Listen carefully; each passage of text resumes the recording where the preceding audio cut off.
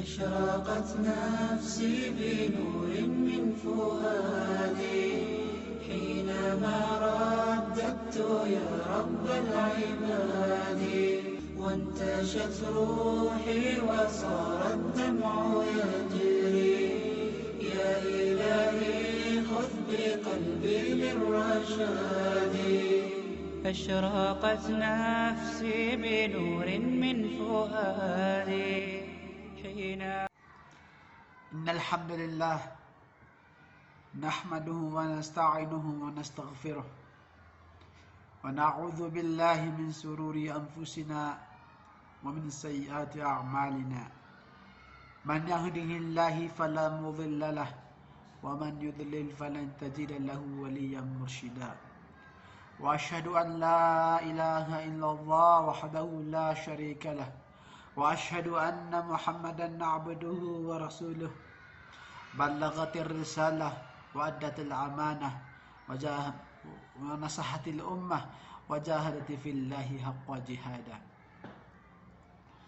اللهم صل وسلم على محمد وعلى آله وصحبه أجمعين. أما بعد، فيا أيها الإخوة يا أيها المسلمون، أوصي ونفسي أولا ثم إياكم بتقوى الله، من حيث قال في كتابه المنزل بعد أعوذ بالله من الشيطان الرجيم: يا أيها الذين آمنوا اتقوا الله حق تقاته ولا تموتن إلا وأنتم مسلمون. وقال أيضا: يا أيها الذين آمنوا اتقوا الله وقولوا قولا سديدا يصلح لكم أعمالكم ويغفر لكم ذنوبكم ومن يطع الله ورسوله فقد فاز فوزا عظيما. Mga kapatid, mga magulang sa pananampalatayang Islam, matapos natin pasalamatan ng Allah subhanahu wa ta'ala, aking pinapayuhan ng aking sarili bago kayo ng mga kapatid sa pananampalatayang Islam, na tayo ay matakot sa Allah subhanahu wa ta'ala ng tunay na pagkatakot. Sinabi ng Allah subhanahu wa ta'ala sa banal na Quran: "A'udhu billahi minash shaitanir rajim, ya ayyuhalladzina amanu taqullaha haqqa tuqatih wa la tamutunna illa wa antum muslimun."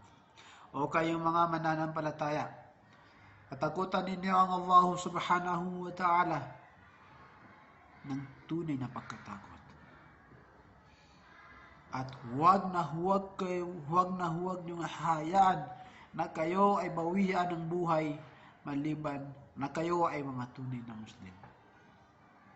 Mga magulang, mga kapatid sa pananampalatayang Islam, sinabi din niya: "Ya ayyuhalladhina amanu taqullaha wa qulu qawlan sadida yuslih lakum a'malakum wa yaghfir lakum dhunubakum wa man yuti' Allaha wa rasulahu faqad faza fawzan 'azima." O kayong mga mananampalataya, katakutan ninyo ang Allah at kayo ay magsabi ng pawang katotohanan lamang, dahil aayusin niya ang inyong mga gawain at sinuman ang sumunod. Kaya sinuman ang sumunod sa Allah at sa kanyang sugo, katotohanan na sila ang mga tunay na magtagumpay. Mga magulang, mga kapatid, ating nabanggit ang tunay na pagkatakot sa Allah. Ano nga ba ang tunay na pagkatakot sa Allah subhanahu wa ta'ala? Ito ba ay sumamba ka lang sa Allah? Magkaroon ka lang ng pamilya? Mga kapatid, hindi. Dahil mga kapatid sa pananampalatayang Islam, meron isang batas sa Islam na ating hindi nasusunod. Yun ay ang pagkakapatiran sa Islam. Sa madaling salita, ang isa sa pagkatakot, tunay na pagkatakot sa Allah, ay maintindihan natin at isabuhay mo, kapatid, ang pagkakapatiran sa Islam. Alhamdulillah, salamat sa Allah at tayo ay ginabayan niya sa relihiyon. Relihiyon na ito, relihiyong Islam, relihiyon na kung saan dito matatagpuan ang tunay na pagkakapatiran. Mga kapatid, lagi natin tatandaan na ang Islam ay napakalaking biyaya mula sa Allah subhanahu wa ta'ala. Kaya naman mga kapatid sa pananampalatayang Islam, mga magulang, mga kapatid ko sa Islam na kung saan sila ay nagkakaisa sa Allah subhanahu wa ta'ala.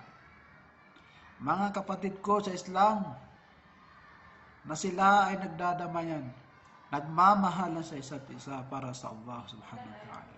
At ang kanilang yaman ay iisa. Kung si mahirap ay tutulungan ng mayaman at si mayaman ay tutulungan ng mahirap. So mga magulang, mga kapatid sa pananampalatayang Islam, sa pamamagitan niyan, parang kayo ay nasa isang katawan. Sinabi ng Propeta Muhammad sallallahu alaihi wasallam, al-mu'min lil-mu'min kal-bunyan yashuddu ba'duhu ba'da. Mathalul mu'minina fi tawadihim wa tarahumihim wa ta'atufihim mathalul jasadih idha ishtaka minhu 'aduh tada'a lahu sa'irul jasad bil-sahri wal-hamma.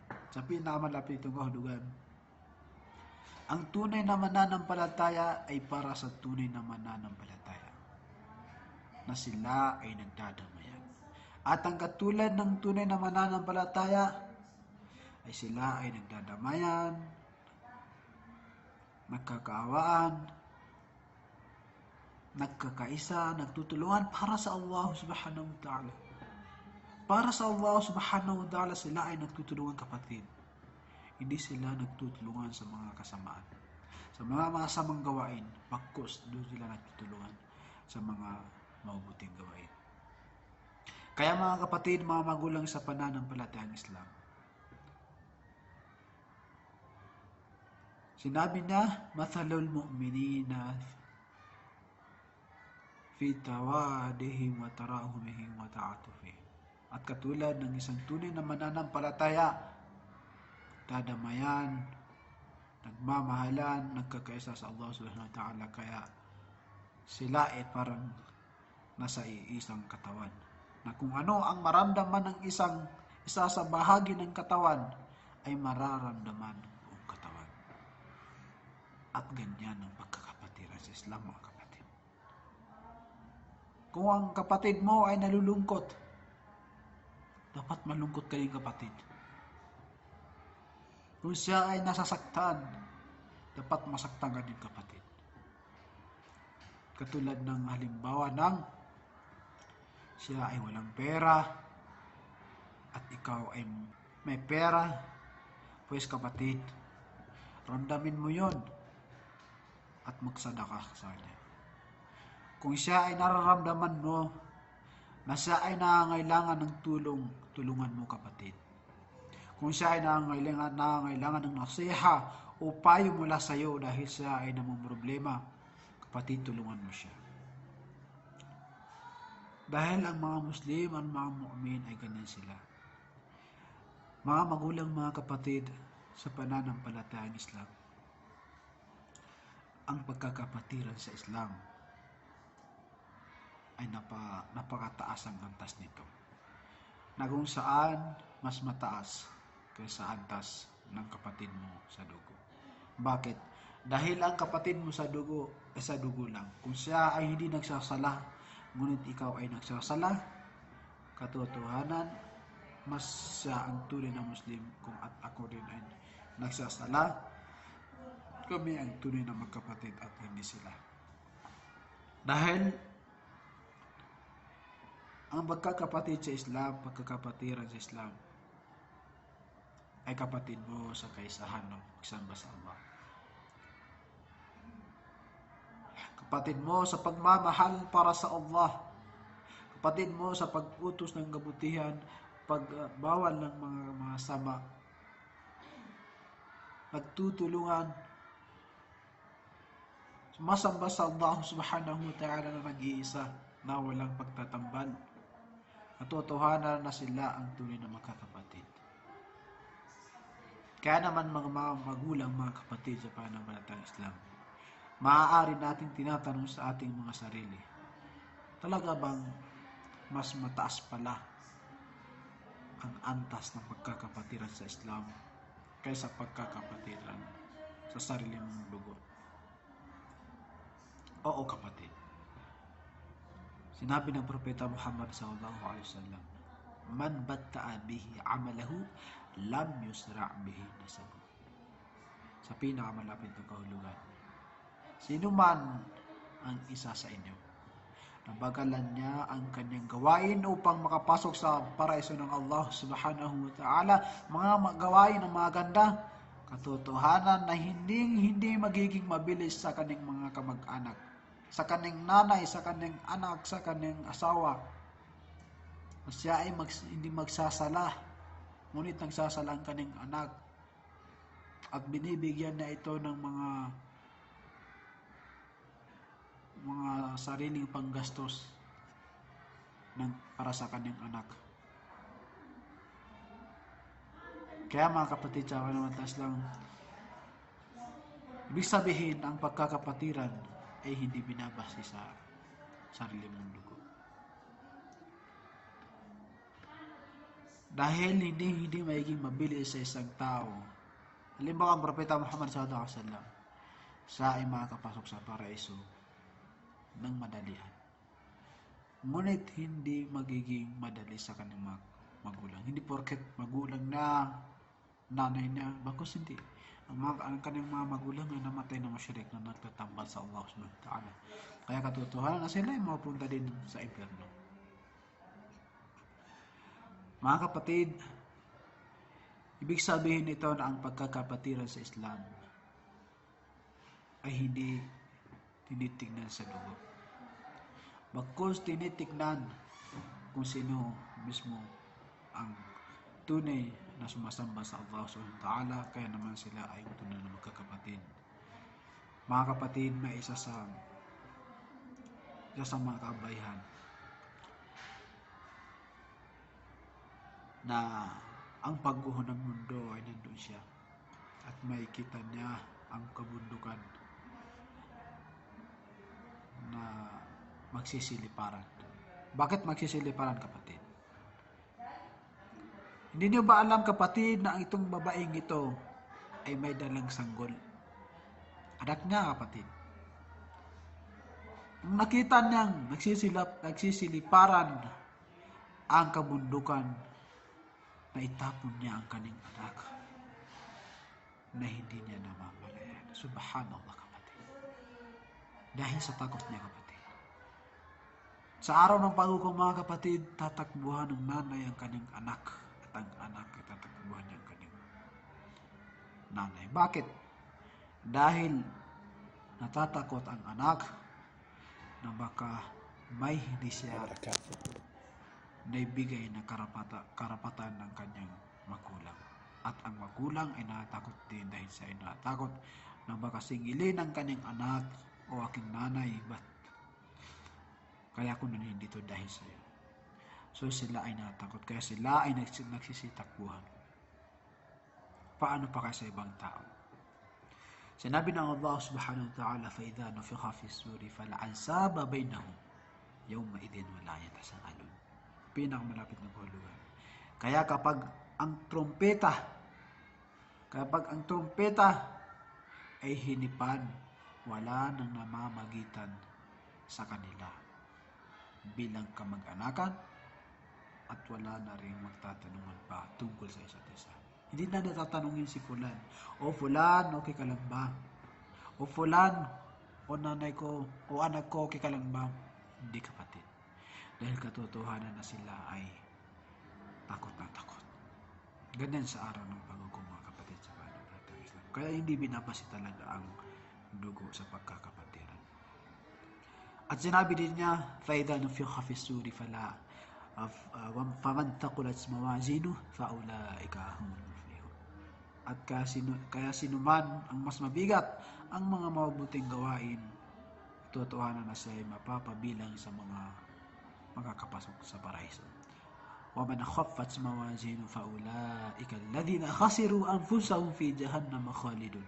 At kung sino man ang mas magaan ang kanyang mga gawain na mabubuti, siya ay mapupunta, mapapabilang sa mga talunan, at siya ay mamamalagi sa impyerno. Allahu Akbar. Wa na'udhu billahi min dhalik. Ila tayo nawa ng Allah subhanahu wa ta'ala sa kanyang kaparusahan sa impyerno. Mga kapatid, mga magulang sa pananampalatayang Islam, kaya ibigay natin sa ating mga kapatid ang karapatan nila. Yun ay ang pagkakapatiran sa Islam. Isa sa mga magandang alhamdulillah, tayo ay nagdudua lagi, nagabay ng Allah. Lagi natin sinasabi yung ihdinas siratal mustaqim, siratal ladzina an'amta 'alaihim ghairil maghdubi 'alaihim waladdallin, amin. Na ibig sabihin, O Allah, gabayan mo kami sa tamang landas at ibilang mo kami sa mga iyong mga ginabayan at ilayo mo kami sa mga taong sumuway sa iyo. So mga kapatid, mga magulang sa pananampalatayang Islam, ang pinakamaganda sa atin ay huwag tayong magkainggitan, huwag tayong mag-away-away, huwag tayong magtalikuran. Dahil sinabi ng Propeta Muhammad sallallahu alaihi wasallam, an Abi Hurairah radhiyallahu anhu, anna Rasulullah sallallahu alaihi wasallam qala, la tahasadu wa la tanajashu wa la tabaghadu wa la tadabaru wa la yabi' ba'dukum ala bai'i ba'd wa kunu 'ibadallahi ikhwana. Al-muslim akhul muslim, la yadlimuhu wa la yakhdhaluhu wa la yahqiruhu. At-taqwa hahuna, wa yushir ila sadrihi 3 marrat.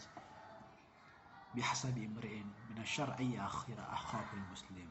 Kullu al-muslim 'ala al-muslim haram, damuhu wa maluhu 'arduhu. Sa pinakamalapit na kahulugan na sinabi ng Propeta Muhammad sallallahu alaihi wasallam, iniulat ni Abi Hurairah na totohanan ang Propeta Muhammad sallallahu alaihi wasallam ang kanyang sinabi, huwag ninyong kainggitan ang bawat isa. Huwag kayong maglokohan o magdayaan. Huwag kayong mag-away-away. Huwag ninyong talikuran ang bawat isa. Bagkus inyong ituring, bagkus kayo ay maging alipin ng Allah subhanahu wa ta'ala na magkakapatid sa pananampalatayang Islam. Magkakapatid. Ang Muslim ay kapatid ng bawat Muslim. Hindi niya ito binababa, hindi niya ito inaapi, hindi niya ito minamaliit. Sapat na sa isang tao na ituring ng mali ang kanyang kapatid na Muslim. Mga kapatid, al-kullul muslim ma'al al-muslim haram. Lahat-lahat ng mga kamusliman sa bawat Muslim ay haram o sagrado ang dugo, ari-arian at dangal. So yung tatlo na saan na nailagay yan, mga kapatid? Ano hindi makita sa atin? Kaya mga kapatid sa pananampalatayang Islam, tayo ay magpatawaran. Kung may naramdaman ka dyan na hindi maganda galit sa iyong kapatid, hindi nakakabuti sa iyong kapatid. Wallahi. Kung may utang, huwag pag-usap pa sa kanila ng maayos. Huwag tayong mag-away-away dahil mga kapatid, hindi natin alam. Naaaring sa atin natin alam. Hindi natin namamalayan na napakarami ng mga kalaban ng Islam na gusto nilang patumbahin ang Islam, ang ating relihiyong Islam. Ngunit kung tayo ay nag-aaway-away, paano na ang Islam? Paano na ang Islam na inalagaan ng Propeta Muhammad sallallahu alaihi wasallam ng mahigit 1,400 years na taon na nakalipas? Ngunit kapatid, kahit yung pagkakapatiran sa Islam ay hindi mo alam. Allahu Akbar, kapatid. Alamin mo, kapatid, ng pagkakapatiran sa Islam ay ito ay napakahalaga. Huwag nating hayaan na tayo ay bawian ng buhay na hindi natin naayos ang pagkakapatiran natin sa bawat isa. Kaya ayusin nyo ang bawat isa. Ayusin natin ang bawat isa sa atin. Sinabi ng Allah subhanahu wa ta'ala, innamal mu'minuna ikhwa fa aslihu bayna akhawaykum wattaqullaha la'allakum turhamun. Sa pinakamalapit ng kahulugan. Katotohanan, ang tunay na magkakapatid ay ang tunay na mananampalataya. Kaya ayusin ninyo ang bawat isa sa inyo at katakutan ninyo ang Allah subhanahu wa ta'ala na may kayo ay kanyang kawan. So mga kapatid, mga magulang sa pananampalatayang Islam, ayusin natin ang pagkakapatiran natin dahil ito ang isa sa pagkatakot o tunay na pagkatakot sa Allah subhanahu wa ta'ala. Barakallahu li wa lakum fil Qur'anil Karim wa lisa'il muslimin fi kulli dhanbin fastaghfiruhu innahu huwal ghafurur rahim. Alhamdulillah wassalatu wassalamu ala rasulillah wa ala alihi wa man wala wa asyhadu an la ilaha illallah wahdahu la syarika lahu wa asyhadu anna Muhammadan abduhu wa rasuluhu. Amma ba'd. Mga kapatid, mga magulang sa pananampalatayang Islam, ating alagaan ang ating pagkakapatiran sa Islam at alagaan natin ito tulad ng pagmamahal mo sa iyong sarili at mahalin mo ang mga kapatid mo katulad ng pagmamahal mo sa iyong sarili. Huwag mong itong kawain, huwag mong trayadorin. At sinabi ng Propeta Muhammad sallallahu alaihi wasallam, la yu'minu ahadukum hatta yuhibba li akhihi ma yuhibbu li nafsihi. Sa pinakamalapit ng kahulugan na hindi magiging ganap na mananampalataya ang isa sa inyo maliban na ihangad niya o gustuhin niya sa kanyang kapatid kung anong ang gusto niya sa kanyang sarili. Kaya mga magulang, mga kapatid sa pananampalatayang Islam, pagduan natin ang Allah subhanahu wa ta'ala na ang mga kapatid natin ay patawarin sila at maayos tayo sa isa't isa. Kaya naman mga magulang, mga kapatid sa pananampalatayang Islam, sinabi ng Allah subhanahu wa ta'ala, fa'alam annahu la ilaha illallah wastaghfir li dhanbika wa lil mu'minina wal mu'minat. Sinabi ng Allah subhanahu wa ta'ala, at alamin mo Muhammad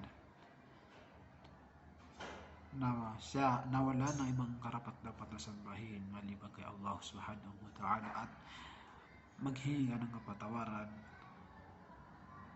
mula sa iyong mga kasalanan at para sa iyong mga kapatid na Muslim, babae man ito o lalaki. So mga kapatid, hanggang dito lang ang ating tatalakayin. Inshallah mga kapatid, sana ay may nakuha kayong mga aral dyan na kung saan na ang pagkakapatiran sa Islam ay nararapat sa bawat isa. Kaya kung gusto mo talaga na patunayan na kapatid mo ang sarili mong kadugo, ay dawahan mo, i-share mo sa kanya ang Islam. Sabihin mo sa kanya na magsala ka kapatid. Hanapin mo yung katotohanan kapatid. Ano nga ba ang layunin natin sa mundong ito? So isa yan sa pagpapakita ng pagkakapatiran sa Islam. Hanggang dito lang mga kapatid sa pananampalatayang Islam.